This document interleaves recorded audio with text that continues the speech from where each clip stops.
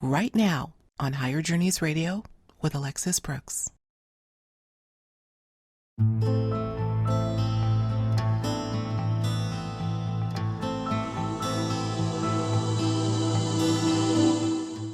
The forces that craft and peddle control on this planet, though in existence for perhaps millennia, appear to be immutable, too powerful to sink or fail.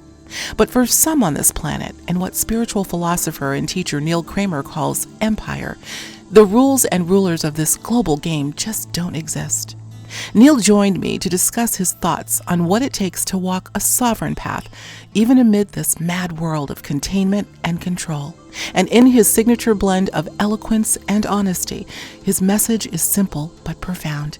Listen to what Neil had to share.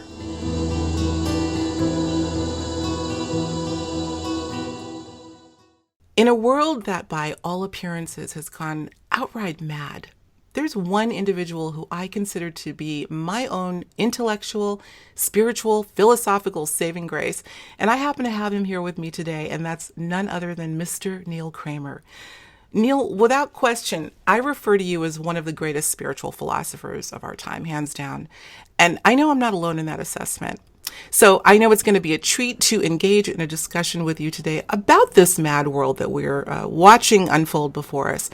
But within that, we're going to delineate how each of us can, if we so desire, walk a sovereign and self-empowered path, despite the pull to get us to do anything but. So welcome, Neil.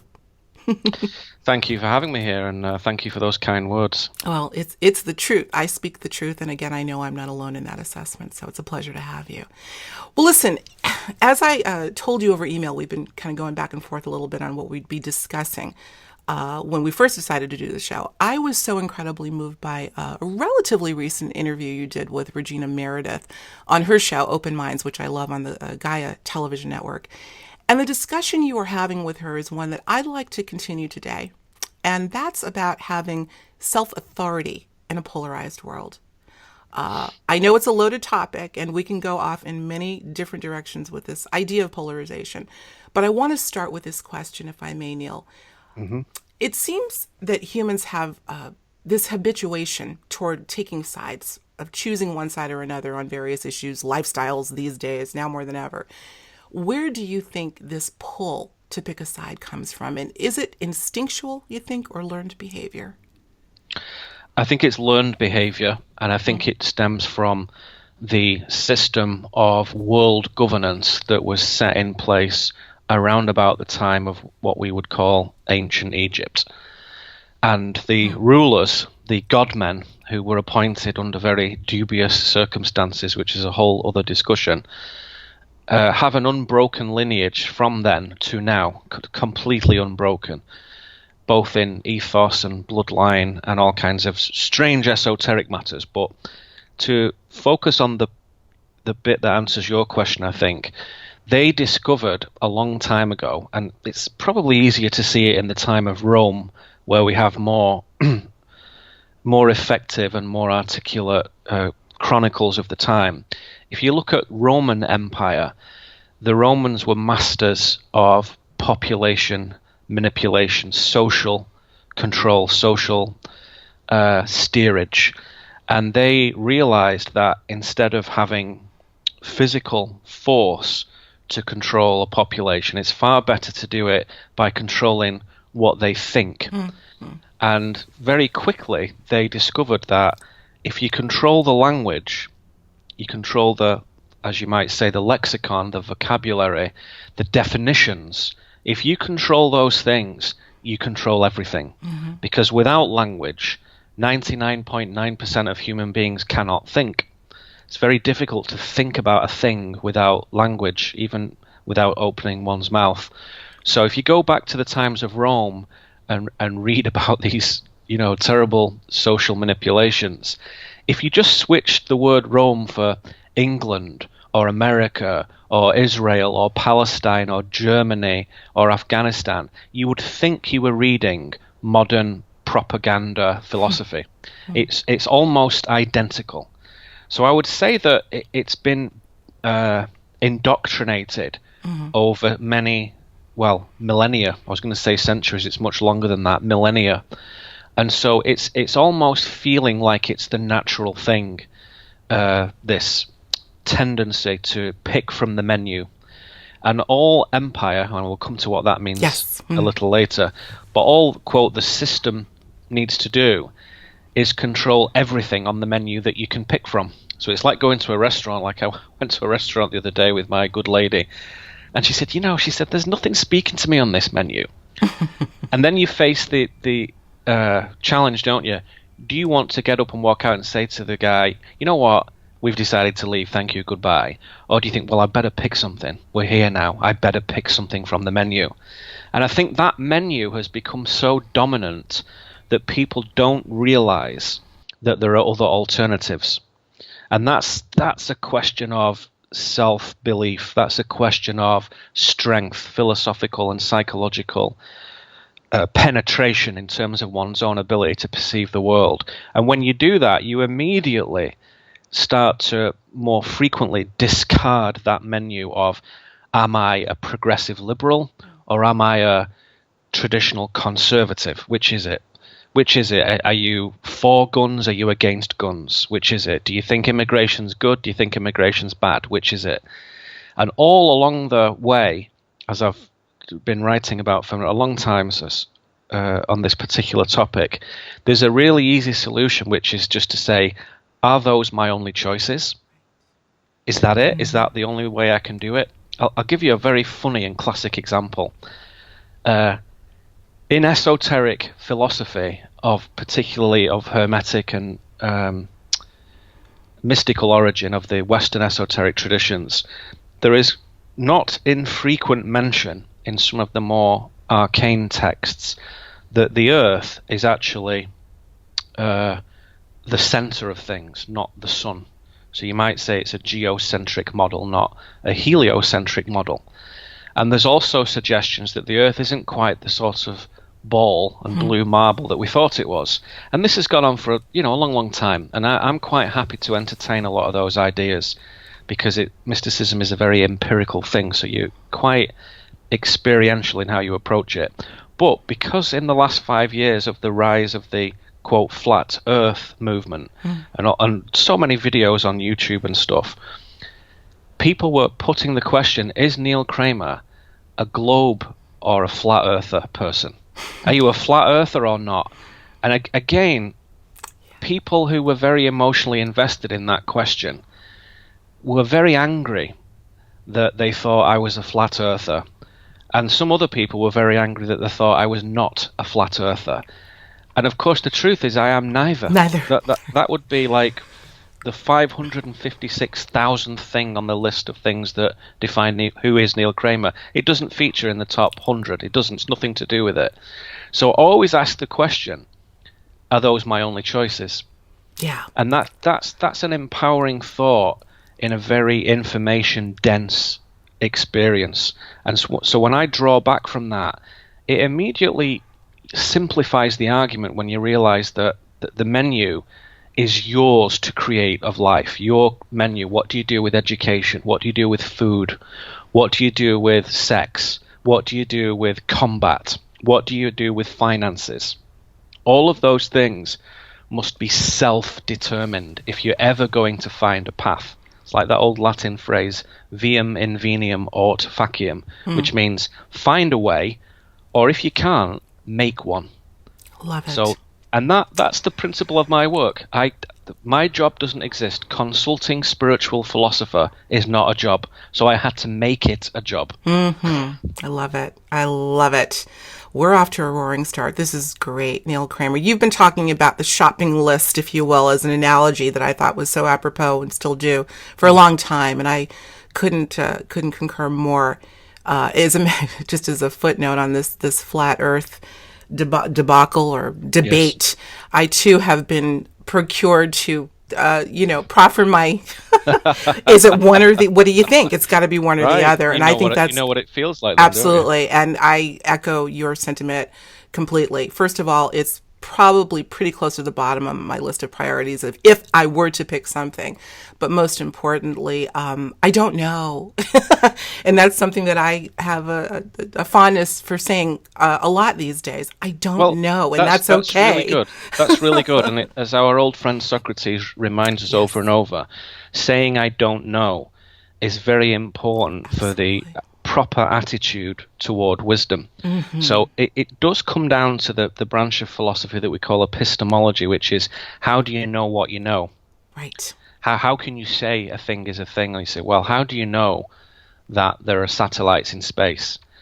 Not many people know that because no one's ever seen one. No one's ever even seen a photograph of one, I would suggest. If you go onto Google Images and type in satellite orbiting Earth, you will see CGI renders, but it will be difficult for you to find a single photograph. So that's a classic example. How do you know that satellites orbit the Earth? Empirically, people don't know. So that's a lovely example to say to anybody, whatever they think, whatever school of thought they come from, which is that's a piece of data that you are presuming. That's something that you assume based on the giant consensus, the giant received wisdom that appears to say, all the school shootings are the result of terrible AR-15s in circulation and very, troubled people. That appears to be the narrative that people would go to, but it's not true. Simply not true. And then you have to face the fact that if you are going to deal with empirically determining your own answers to what the mystery of the world is, you're going to often, in fact more often than not, fly in the face of the consensus. You're going to have to swim upstream every single day. Absolutely. Yeah, absolutely. This coming into this information, I do believe, particularly those that listen to Higher Journeys as well as your the programs that you frequent. I have to give a shout out to Veritas because I think you and Mel do a phenomenal job going back and forth. He's a wonderful. Regina Meredith and Mel Fabregas are always people I love talking to because they're just good-hearted, super excellent people. They really are. And I would also say that their audience are in that camp as well. So in speaking to our audience, assuming that there are quite a few individuals that are of the same similar spiritual ilk, to hear what you've just said, Neil, can be both frightening and liberating at the same time. There's that paradox. But I say liberating. I do think that there's some people that are habituated. You used a term that I love. I heard earlier of it being impervious to control, being impervious to conditioning. And I want to get into that maybe a little farther down the road in this discussion. But for those that are, they're already sort of aligning with this. This is how they think. I'm not going to look at the list. I'm going to pick from my own. Well, maybe there is no list. The list, like the rabbit hole, is infinite as well, and design my own. Yes. For others, that is extraordinarily frightening to say, well, wait a minute now. I thought I had choice. You're saying I don't, or I can't create anything outside of that paradigm. What do you? What? Yeah, well, it's like at school. When I was at England primary school, which is a little bit like elementary school, school for little kids. On a Friday afternoon, very often the English section of the teaching, the English teacher would say, right, let's write a story, and you can write about anything you want to write about, anything at all. And it was probably just the teacher's way of grabbing half an hour while they, just go away and have a coffee and prepare themselves for the weekend or something. But when that used to happen in my primary school class, it was my favorite part of the week. Not because it was the end of the week, but because I could write about whatever I wanted to write about. And I was so excited with that openness and that broad, deep, juicy horizon that just went on and on forever. And anything could come from it, any landscape, any drama, any fiction, any reality, a small thing, a big thing, a fantastic thing, a poignant, anything. And even to my young, unformed imagination, it was still nevertheless very vibrant. Of course, children's imagination is so delicious and so powerful. But But I would look across the room, and half the room of the other children were mortified at the prospect of having no boundaries. Yeah. They were like, "What are you going to write about?" Well, I don't know. I don't understand. Where can we talk about home? What should we write about? What we're having for dinner? I don't understand. Are we supposed to write something serious or something fun? I don't get it. They were afraid to get it wrong. They're afraid to fail. Mm-hmm. So when you see people who reacting negatively to the idea of self-determination, it's the fear of failure that makes them feel that way. And that fear of failure is, let's say, a percentage is their fault for not having that confidence in themselves for all kinds of complex reasons. And a percentage of that is the parenting, a percentage of that is their schooling, a percentage of that is culture at large. And I would say, and we'll define empire in a moment, empire puts forward the idea that if you don't choose from the menu, you will fail. Mm-hmm. Absolutely. And it's doing that since kindergarten to postgraduate stuff at university and professorships and whatever, all the way through. It's saying pick from our menu or you will fail. And that's a very insidious thing to do. So let me just define empire, if I may, for a moment. Yes, please do. Empire is a word that I use to indicate an ideology of controlling humankind by sort of containing it to a lower state, mentally, physically, emotionally, spiritually, morally, everything. It's an ethos, and it's a group of people. And when humans are contained in that way, think of a beautiful snow leopard, one of the most marvelous animals on God's earth. If you put that in a cage and contain it in that way, suddenly its majesty starts to withdraw and its confidence starts to diminish somewhat, and it starts to generate, a low frequency, this terrible situation. And that low frequency is what we generate too when we're contained. Mm-hmm. And it serves as a sort of food, a sort of fuel source for empire. And they use that to sustain it themselves in various ways, which again is a very esoteric avenue to go down. So we won't go down that path just now. But I will say that it's important to understand that empire is ancient. It's very immoral, and yet it's very influential, very pervasive, very apolitical as well. But the key thing with this system, because I know this can sound somewhat conspiratorial if we're not careful, the key thing with this system is that it requires the consent of the people to function. Because the entities, the forces, the powers, the philosophies that embolden empire are actually operating from quite a high space, which is something people have a difficulty understanding, again, which I can come to if necessary. And when you're operating, the more conscious you are, let me put it this way, the more consciousness you have, the more you have to obey the law of not opposing anybody's consent. So if I say no, then a higher force cannot touch me. Mm-hmm. If I say no to a lower force, it can just ignore me and smack me in the face or whatever. But the higher the force, the more it has to obey the will of the individual. Because as I always say, and I'm quite happy to say this, the will of the individual is God's will, temporarily given to us for our 100 years of life. And he says, hey, there you go. Here's a little fragment of my awesomeness. You go away into this mystery world and unfold it and make decisions and look at the consequences of your decisions. And that's what we call life.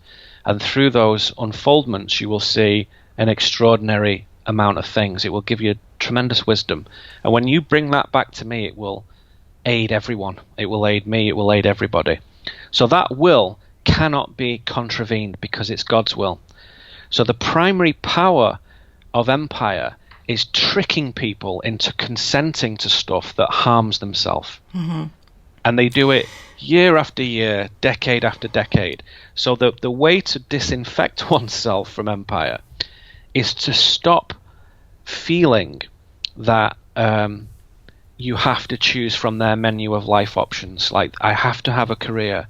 I have to have this kind of house. I have to drive this kind of car. I have to have this kind of family. I have to send my kids to school. You know, the basics, basic that's imprinted in everybody's mind from the moment they ever see anything on a screen or a page. It's imprinted. And I have to say this is important as well. In the times that we live in at the moment, Empire is predominantly using left-wing politics to propagate its collectivism, which is the center of Empire. Where there is collectivism, there is Empire, which is essentially centralized social control. And the more centralized, the better. So if you talk about the Democratic Party 50 years ago in America, it was okay. There was lots of interesting ideas that when you superimpose it over the Republican Party, somewhere in between there was something good happening, right? Where those two on your little Venn diagram overlap. Now, the polarity has pushed both so far that, to be honest, it's funny to look at, but if you're looking at the Democratic Party, it's socialism now. It wasn't 50 years ago, but it is now. Yeah. And that's a problem. And a lot of people who believed in the, as I say, the lovely interplay between some conservative values and some liberal values, which we all have both, of course we all have both, that's really disappearing. And if you look at that one way, you say, well, what a terror. How awful that is that the beautiful middle ground has disappeared and we can't vote for it anymore. No, this is a wonderful thing because it forces the individual to formulate their own equilibrium. And you're going to say equilibrium, absolutely. You're not going to get it from Hillary, and you're not going to get it from Donald, although Donald Trump is totally the most amazing world leader of all time. Which we're going to have you elaborate on that which later. We can come to, which is so wonderful. It's the best thing that's ever happened in world politics, ever. Yeah. But those two individuals don't have the answer for us. So this whole system, you can't go to Bernie Sanders. He's not there to help you. Hillary is not there to help you. They can't do it. Angela Merkel, Theresa May in England, they're not there to help you. Their job is not to help us be fruitful and happy. That's not their job. We have to do it for ourselves. And now the political polarization is so vast, is so epic, such a canyon. You're forced to say, well, they haven't got the bridge that I thought they did that will take me to this level of refinement. I'm going to have to do it for myself. Yeah. You're packing so much in, and I'm trying to make mental note rather than write it down, so that's not picked up. My writing, taking copious notes on the microphone, but so I'm going to try to go back and see if I can comb through a couple of the things that you made. I want to start with this. You talk about, Neil, containment, and this habituation to pick from a list, and God forbid we go off the script, if you will, out of the syllabus and into the stratosphere. That is clearly and unequivocally the masses. But then there are those who, as we said, and I think it's time to go there a little bit, who seem to be impervious to that containment, impervious to that control. And I really want to ask you, these are people that have we're talking about the relative few, that have this natural inclination or proclivity toward a more sovereign path. We're talking about those who, no matter what, cannot be fooled by empire's agenda. Let's talk about them for a little bit. And I have a feeling, like I said, we have some in the audience, maybe more than some, hopefully, that are in that camp. Where do you think this independent and individualized tendency comes from in those tiny few, like you, like One me? word, soul. Soul is impervious to control because it's not here. It beams into us like the sunshine radiates onto us, emanates into us and around us every day. It's a ray of wisdom from the Creator. Soul is that ray. And the ray that follows us through our life is, as you may say, our soul. And it is not tainted. It's not dented and scratched and bruised by the rigors of the 3D world in the same way that, let's say, self is. And when you start to find equilibrium in your daily practice, mentally, physically, emotionally, you open a channel for soul to be a more consistent part of your life, not as a thought, not as a philosophy, but as a physical experience, as an actual experience of illumination, where it can show you things that you cannot otherwise know. And when that comes about, that soul inflow, we call it in my work, you treat knowledge and wisdom in a completely different way, not as an acquisition, but as a felt experience. And what you turn your attention to shares itself with you, if soul can be there. So it's a very deep subject, this, that would take me like 12 hours to give it any sort of justice at all. But in a nutshell, this is the sense of it. Soul goes where it's needed. Not everyone has one, because they're not doing the work that it's for. So imagine soul says, I go to the humans who are doing higher transformative work on themselves with others in the world, who are contributing, feeling, sharing, thinking, acting truthfully. Soul goes where truthfulness is. And if somebody lives untruthfully on a chronic basis, i.e. they really go off the path and become an immoral, bad person, soul withdraws. And that person then is not actually an ensouled child of God. They are just a walking animal, which is fine. So what? Does that mean that we treat them any differently? No. They've decided not to do something, so soul says, oh, okay, I'll see you later. I've got other people who need this power, this continuance. Because if you're not doing transformative work, you're just living for your own comfort and security, then soul is not required. It's not a punishment, it's just not required. So only those pilgrims who go about the engagement with the mystery of life have soul. And those who do not, do not. That's a strong statement, because the inference, obviously, I think if I'm hearing you correctly, Neil, is that there are many walking the planet today. We're told there are 7.5+ billion people. I question that. But many of those people may be devoid of soul. Correct. That's heavy. It. It's true. To me, it's a truth, because there is no other thing that I see that makes any sense other than that. And I think it's the ultimate equality, isn't it? It's the ultimate. Absolutely. It's the total equity of life, which is, if you do truthful, higher living, which is simply a choice. It's not a great, extravagant craft. It's just a day by day, moment by moment choice. In that truthfulness, soul will shine upon you and will save you from mortality. And if you don't do that work, you are unsaved, because you don't need to be saved. So it's like a tree that burns down in a forest fire, is reduced to a different elemental component and recycled back into life. It's not a disaster. It didn't need a soul, that particular tree. Maybe no trees have souls. I would argue against that, though.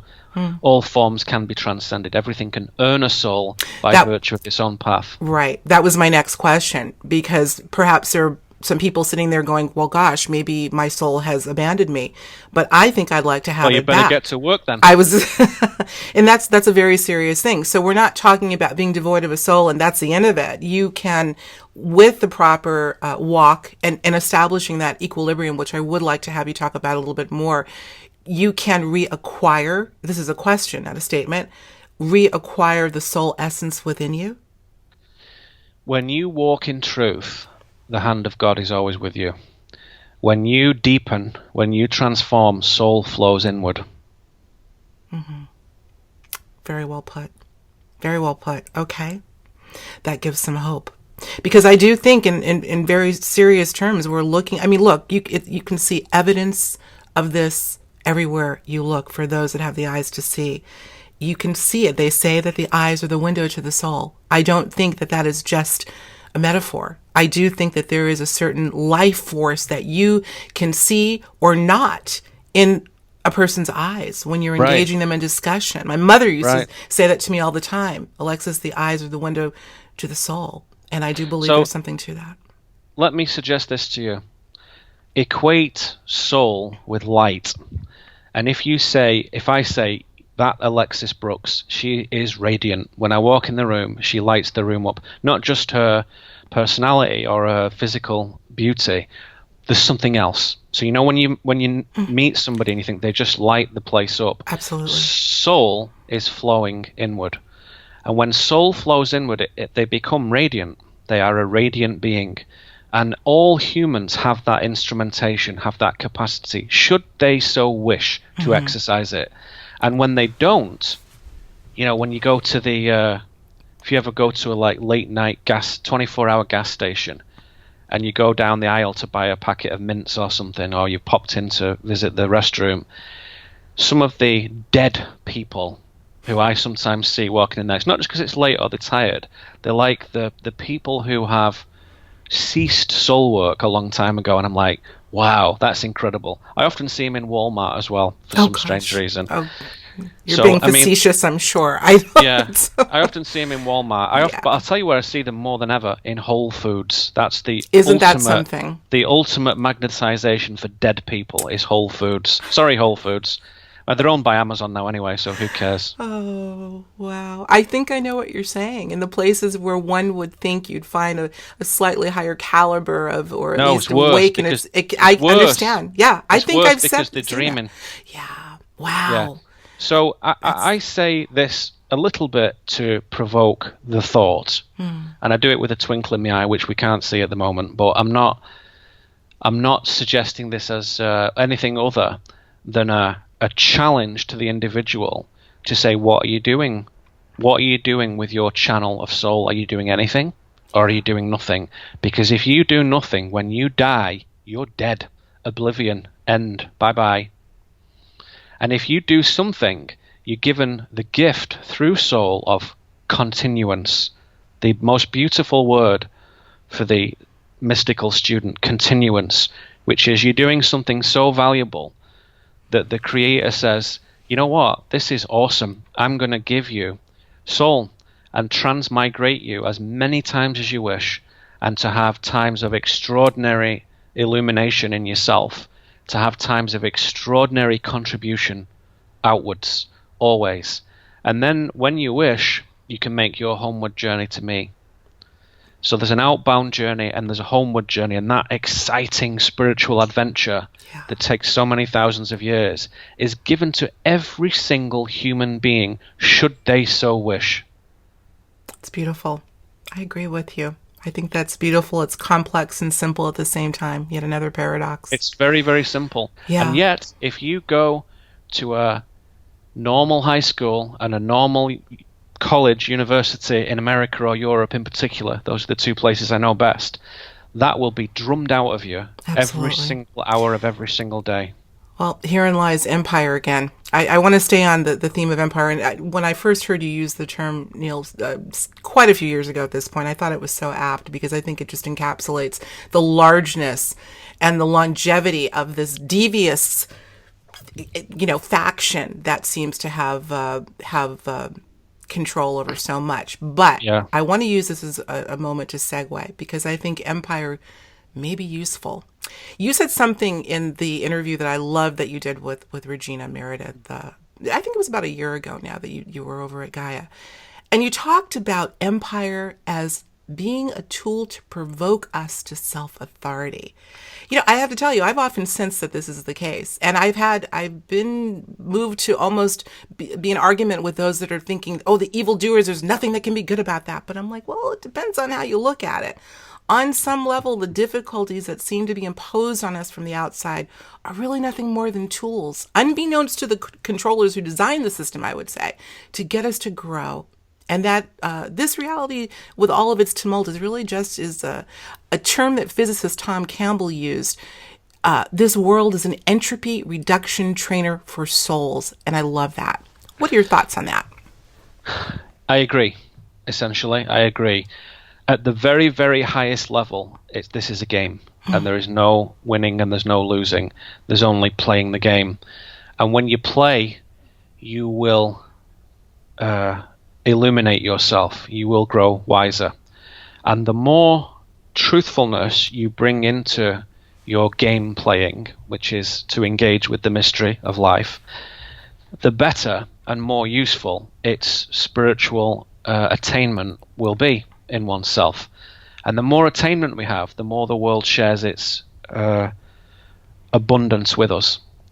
And attainment, again, is self-chosen. It's not like you're born as a super brainy, gifted person, and it's not everyone has that. This doesn't work like that. Everyone has it. Everyone has the opportunity for soul inflow. So this system of empire, this great evil that we've seen in the last 10 years through people like Barack Obama and Joe Biden, this great evil that pretends to be something good is administrated in so many ways by so many different people. It's kind of hard to keep track of. And you'll definitely, if you study that, come across lots of, quote, conspiracy material. Or today we try and use a more grown-up word, parapolitical material, which is probably a better word. And sure enough, right from the early days of this kind of work in the 70s and 80s, good inquirers, good investigators realized that there is a hidden system. And that system, which, let's say, Donald Trump calls the deep state, is a real thing. It is a real thing. And it's pretty much penetrated all the intelligence services of note, MI5, MI6, FBI, CIA, NSA, Mossad, etc. And that system is completely opposed to the fruitfulness and the liberty of human beings. And it's been running for a long time, as I say, since at least Egypt. So you think, oh my gosh, what a disaster. I don't want to think about that. It makes me feel funny. It brings disharmony to even say that, let alone go into the endless machinations of how that hurts people, and innocent people at that. That's one view. My view is it will force you to do things differently. It will compel you to say, this system is so plainly wicked, so plainly anti-human, that I am going to formulate my own goodness and my own humanity. And I am going to, if nothing else, walk around for 100 years as a beacon of goodness and humanity. And to hell with every system that is opposed to that.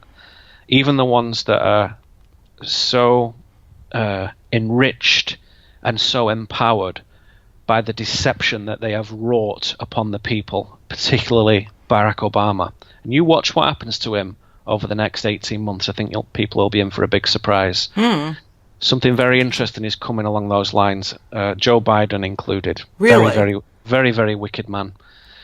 John McCain included, very, very wicked man. So this is not party political nonsense from me. This is about administrators who were given a particular job. Very, very bad news. However, let's say the thing that's most important. It's a game. It's a game of polarization. And when the poles push so far to the outside, it forces, it compels, or if it was coming from within oneself, we could say it impels the individual to find equilibrium. As soon as you find that, the polarizing forces lose their power over you. Instantly, it dissolves. And then when I look at CNN and the BBC, the most disgusting news organizations in the history of mankind, they make me laugh. They don't make me vomit and bleed from my eye sockets like they used to do.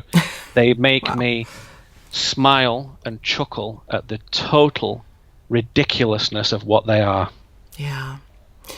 I've heard the term transparency used. You know, we think of transparency as those evildoers, as some call them, is they need to be more transparent. But frankly, I think they are being transparent by default because people are starting to see their ways through. It's so obvious now.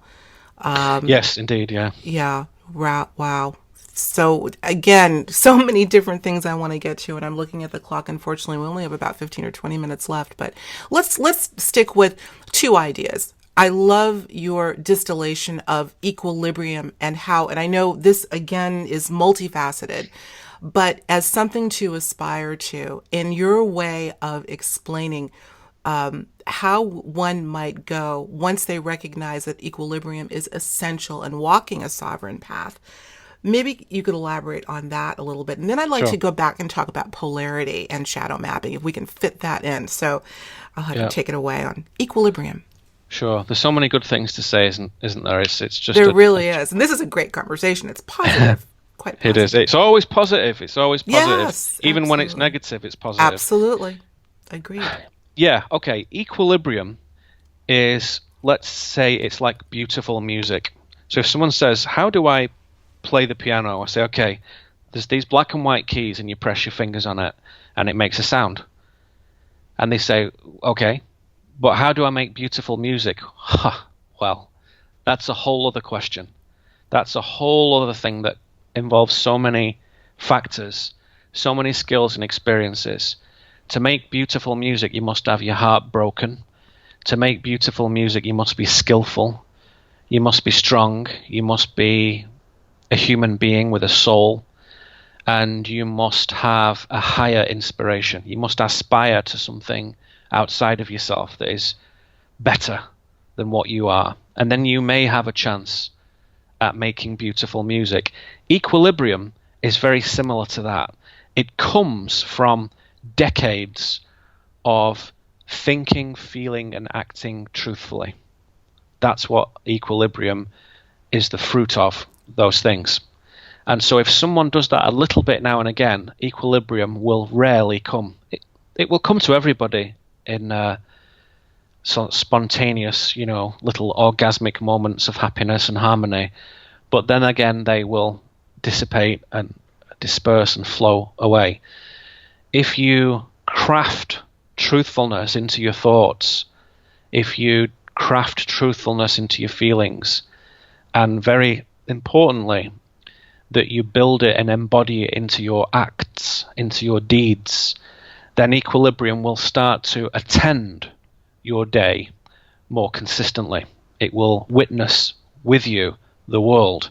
And that equilibrium puts you in the position of, let's say, the martial artist who can throw, 5'6'2" guys around without too much trouble, because they've found a strange power of equilibrium in that whatever force comes their way, they can turn it around and transmute it. Got it. So like in Aikido, for example, if you watch some very talented Aikido practitioners, you will see them never be afraid to engage force, positive, negative, or otherwise, because they are masters of transmuting polarization, masters of transmuting positive and negative.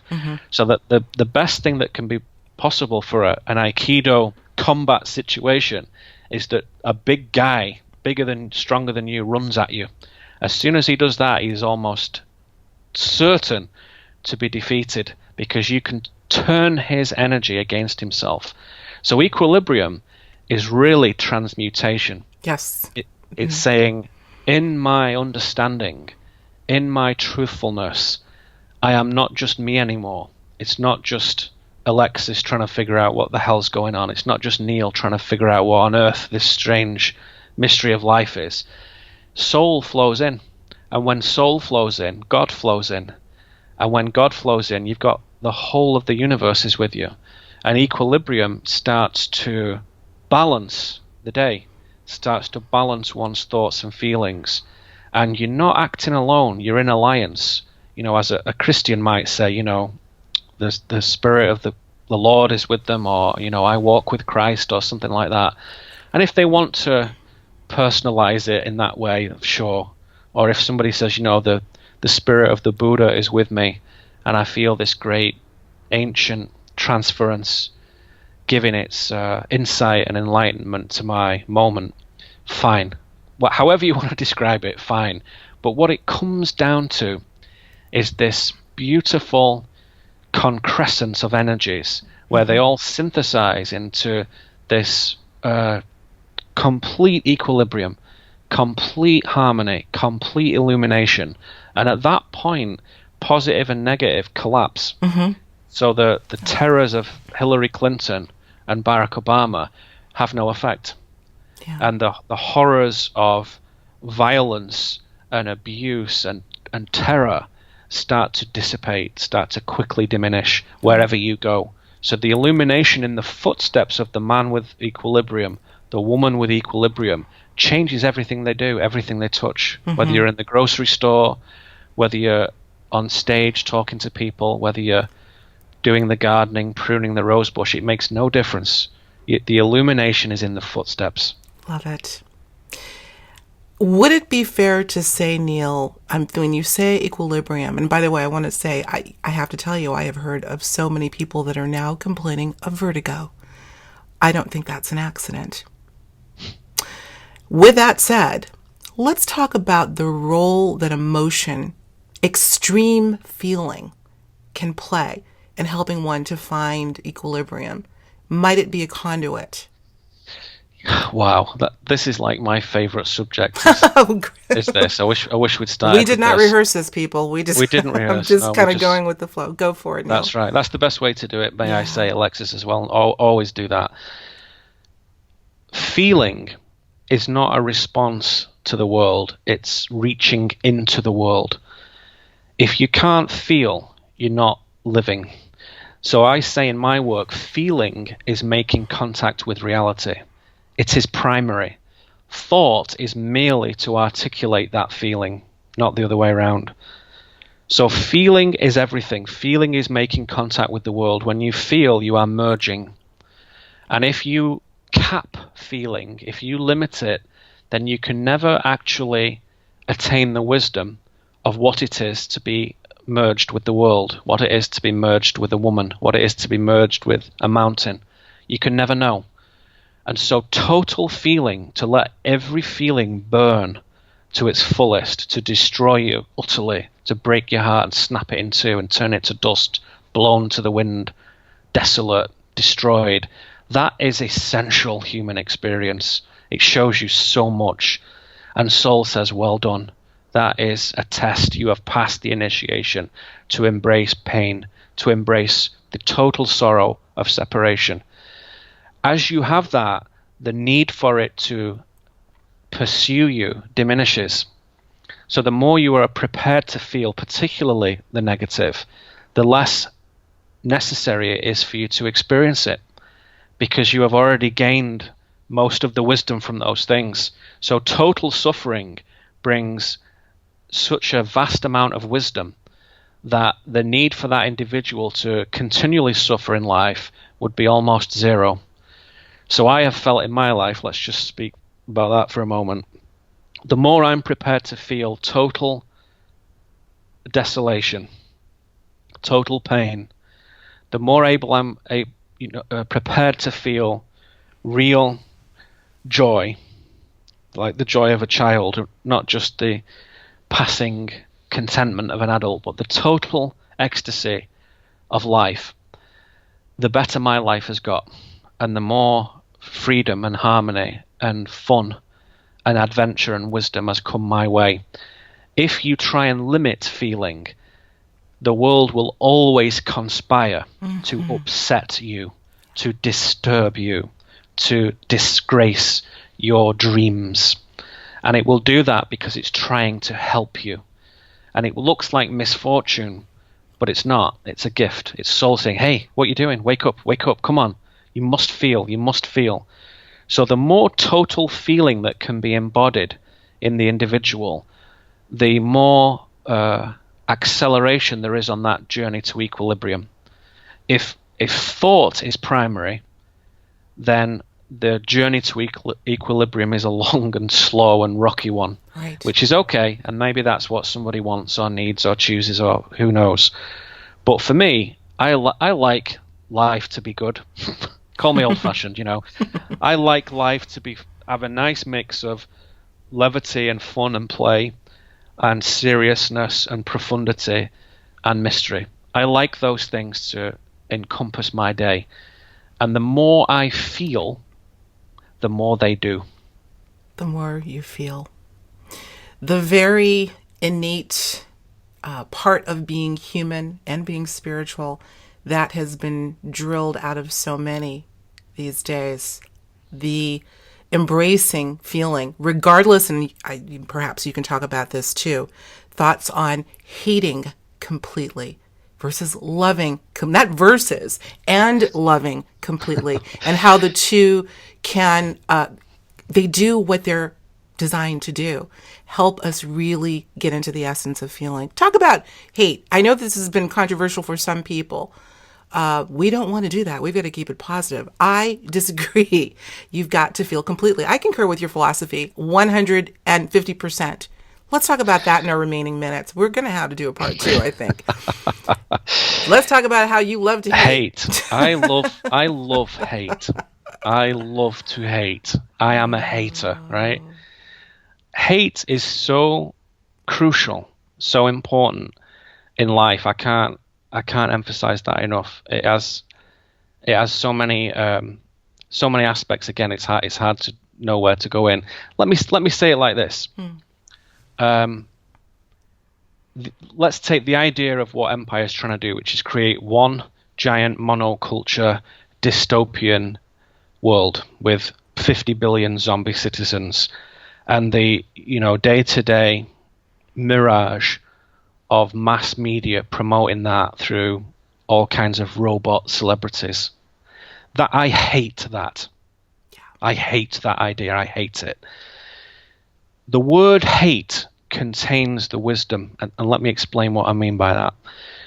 The word hate, from the Old English word hatian, means to regard something with extreme ill will, to have a passionate aversion to something, to treat it as an enemy, right? And that derives from the Proto-Indo-European root word cad, sorrow, hatred, grief. And that's from the Greek word cad, from the Greek word kedos, which means care, trouble, sorrow, right? So hate is actually sorrow, care, and anger. And I have much sorrow, much care, and much anger in my body and my mind and my heart and soul. And so the hating is very important. When you express yourself, hate will come. And if you express yourself fully, Empire now calls that hate speech, which is actually a crime in many parts of the world for which you may be imprisoned. If I said, for example, in England, I hate Muslim culture, whether I do or not, let's forget that. I would be able to be imprisoned for that if I said it publicly and roused people. However stupid it may be to say that, or however good, who cares? But to say that would be imprisonable. Mm-hmm. So, like I said last year to a group of people, we were talking about things, and I was speaking to the group, and I was saying, to question the events of World War II is illegal in England, Ireland, Scotland, Wales, France, Germany, Switzerland, Belgium, Hungary, Austria, Israel, Poland, and Portugal. Illegal. And in many more places. It is unlawful to hate the official version of events in those places. So I would suggest to you that Empire doesn't want you to hate because it doesn't want you to feel. And like I say, remember, feeling is making contact with reality. It is reaching outwards. Feeling is communion. And some of that communion will bring great sorrow and anger, which is what hate is. To not hate is to not feel. So why is Empire so serious about hate speech, and that's hate action, and you're a hater, I'm a hater, don't be a hater? Well, I am a hater. Neil Kramer is a hater. Of course I am, because I feel. I engage in hate speech. Of course I do, because I communicate my feelings. And saying more love, less hate is like saying more sunshine, less rain. Neither one can be right or wrong. Right. So groups like the Anti-Defamation League, the American Civil Liberties Union, Antifa, and such things, from Empire's perspective, were set up to stop people feeling, to stop people expressing powerful feelings of aversion They're nothing to do with discrimination, injustice, and wrongness. Nothing to do with that. A lot of people who work for them think it is, and a lot of people are trying to do that through those organisations. I get that, of course I do. But though they pretend to campaign for liberty and civil rights and a level playing field and so on, and lots of poor suckers have been hoodwinked by that, they're not looking properly because they're dreaming too hard and they don't get it. So organisations that ban hate, like the ADL and the ACLU, are harmful to human beings. They're not what they appear to be. They're not what they claim. And again, I have to say this because I know some people get their feathers ruffled by that. Like school, like education, which mainstream I think is disgusting, these civil liberties groups, again, there's sometimes okay people who get involved in that stuff, sure, but it's misguided, in my view. The people directing these organizations, forming policy, affecting society, they are imperial intelligence operating through what parapolitically you'd call black hat elements of the intelligence groups that we mentioned earlier. So they're secretly doing the opposite, Alexis, of what they claim. They restrict humanity. Mm-hmm. They don't want you to feel the pain of the truth of the world. So they outlaw feeling altogether. And when someone becomes disinclined to feel negative things, they become an unconscious but active agent of the very system they're trying to oppose. Yeah, I get that. So there's a terrible irony in this, but hate is absolutely human and absolutely vital to the full spectrum, truthful experience of a human being. Hear, hear. Let's end on what some would say conversely. I would say as a companion to in the quest to establish equilibrium, I would dare say you're probably a pretty intense lover too. And when I say lover, I mean lover of fill in the blank, beautiful nature, et al. Let's end on that note, Neil. Let's talk about how deeply you love and how deeply you can love as well as deeply hate. Hate and love, when you go to the center of it, is the same thing, which is powerful feeling, powerful immersion in the mystery. And some of that mystery you will have deep sorrow and anger about, which is the hate bit. And that's legitimate. That's totally natural.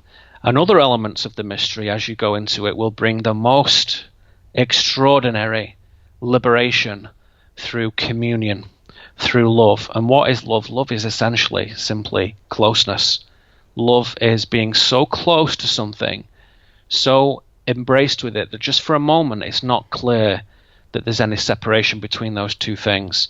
So to see the woman, to see the mountain, to see the sky, to see the eagle fly overhead, to really see it is to love, is to be part of that environment. And as you love it, you are participating in the harmony of that entity. And so love becomes a pathway to communion.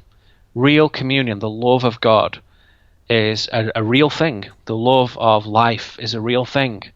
And it requires this enormous faith in oneself and one's own invulnerability, that there is never anything to fear from total feeling, from being able to feel so deeply that you may actually destroy yourself from such bliss or from such oblivion. When you have faith that you cannot be destroyed, then you have a chance at total feeling. And the feeling of love is critical to the human experience. It's totally central to what a human being is, which is a being who merges with everything they set their attention upon. And when that merging is close, we call that love. Beautiful. One word. Beautiful. This world is exciting, mysterious, exhilarating, pathetic, loving, hating. It's full of everything. Beautiful, and we beautifully are put. it is an exciting journey.